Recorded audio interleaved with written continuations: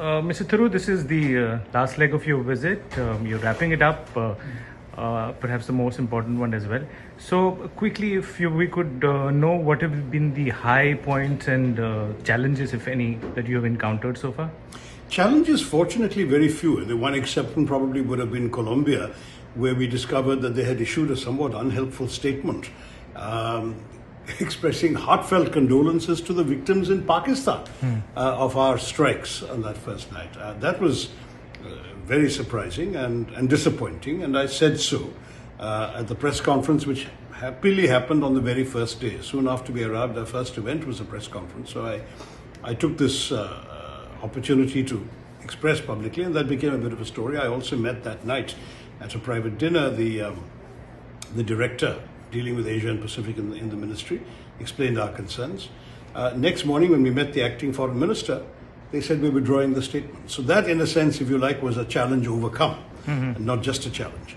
Otherwise, by and large, I can't say we've been facing too many challenges. There's been tremendous receptivity to our message. And whenever there were any questions, they were very, very willing to accept our clarifications, our point of view.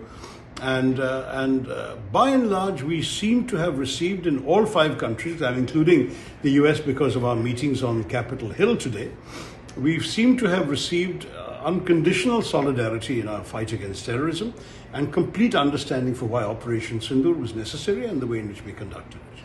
So in this whole trip, you have personally been at the center of the attention, particularly also because of how your own party members have at certain points criticized on some of the statements you made. Now you're going back home.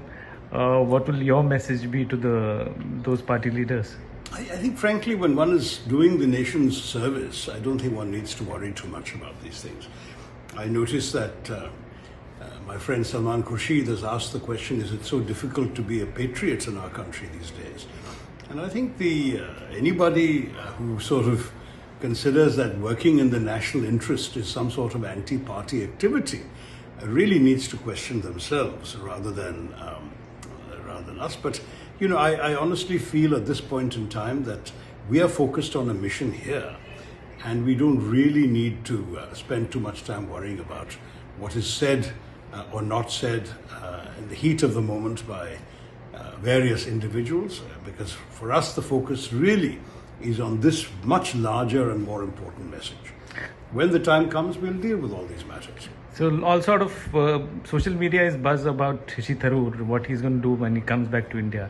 Will he be continuing to be with Congress? Will he join the BJP? What is the next thing for him? I'm an elected member of Parliament. I have 4 years left of my term. I don't know why there is any question to be asked at the moment. Rahul Gandhi, your leader, has also sort of criticized the Prime Minister on Trump, saying that he just got one call and that was it. Your message here has been completely different. So how would you reconcile with that? In a democracy, and this is normal, parties will contend, criticisms will be expressed, demands will be made, points of view will be laid out. We are not here on a party political mission. We are here as representatives of a united India. I often point out to my interlocutors that we have 5 political parties amongst my 7 MPs, and we would have had a 6th one if a lady hadn't dropped out at the last minute. We've got 3 religions, we've got 7 states. It's an incredible cross-section reflective of India's diversity, and yet we've come with a united message. So there is unity in diversity as well in this group. And to my mind, our focus has to be on that unified message, because when it comes to national interest, when it comes to national security, honestly, I think by and large the nation is united. And there is an old saying that our political differences stop at the edge of the border. Once you cross the border, you are Indian, and your other allegiances come second. You faced all sort of questions here. One of them, which was particularly peculiar, was the name of Operation Sindoor. Why do you think that question should even come to the mind of anybody, and what was your response? I understand that some people thought it was somewhat patriarchal, and I thought I should explain very clearly there's no patriarchy involved here. This is a matter of pride and honor for women. And I've met many women who think that it was a superb name to apply. Okay, so now you get going back. One way of looking at it is also that the feedback that you can give back to the country in India. So what would that be? Well, actually, I thought we'll have a much more complex feedback to give than we're getting. I mean, I would say the big themes that have emerged, first of all, is a great deal of comprehension, unconditional solidarity and support. Some have also noted that if this happens again, India will have the right to act again like this. In addition to that, in every country, there's been a larger interest in strengthening relations with India, a larger interest in Indian investment, Indian technology, Indian cooperation on a host of issues. In the developing countries, they want our expertise. Guyana, for example, we already have somebody helping setting up their forensic lab. They want us to come in and help with all sorts of other new development. They've got a lot of money coming in from oil and gas, and they're inviting India and Indians to come with labor attached to come and do the work and get things done, because they're a very small country of about 700,000 population. If you go to a country like Panama, they're trying to be more ambitious in terms of their outreach. They're offering themselves as a base for the rest of Central and South America. They want India to sort of rediscover the potential of Panama. You go to Colombia, even though, as I said, it started off slightly on an awkward foot, thereafter it all went extremely well. Conversations are first rate. And that was one place where we had a group of think tankers sitting and talking to us. And their vision for the future of Colombia includes a vision for the future of India in the region. Mm-hmm. So, everywhere we're going, Brazil, of course, is already a close friend.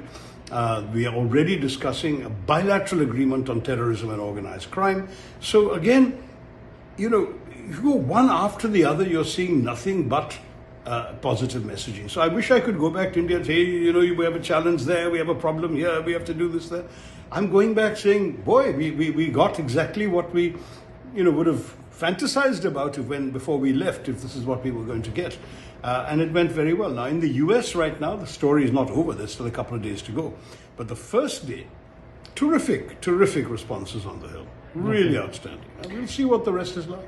The delegation hasn't, so far directly answered the question on Trump. How do you address that? I'm not necessarily having to address it, Shuja, because I'm not here to stir up any sort of complications in our relationship with the White House. We have enormous respect for the American presidency and for the American president. And I think, we don't know exactly what his folks said to Pakistan. We didn't need persuading by anybody, because our signal from day one was, if Pakistan hits back, we will hit them even harder. If they stop, we will stop. We said that from the first day, we said it on the last day. The whole thing lasted only about 88 hours. So from our point of view, there was no need to ask us to stop, because we were going to stop as soon as Pakistan did.